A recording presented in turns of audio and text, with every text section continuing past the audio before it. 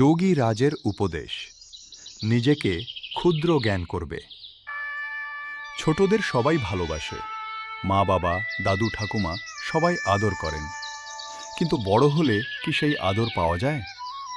লাহিড়ী বাবা বলেন, কিভাবে সবসময় নিজেকে ছোট বা সরল রাখা যায় সেটা শিখতে হবে।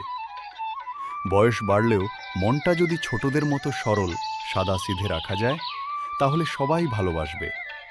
এমনকি এই বিশ্বজগতের মালিক ভগবানও তাকে ভালোবাসেন। যে বলে আমি সব জানি, সে কিছু শিখতে পারে না। বটগাছের বীজ কত ক্ষুদ্র, কিন্তু সেই ছোট বীজ থেকেই জন্মায় বিশাল গাছ, যা পরে হাজার হাজার মানুষকে ছায়া দেয়। নিজেকে ওই বীজের মতো ছোট রাখলে একদিন তুমিও বড় মানুষ হতে পারবে।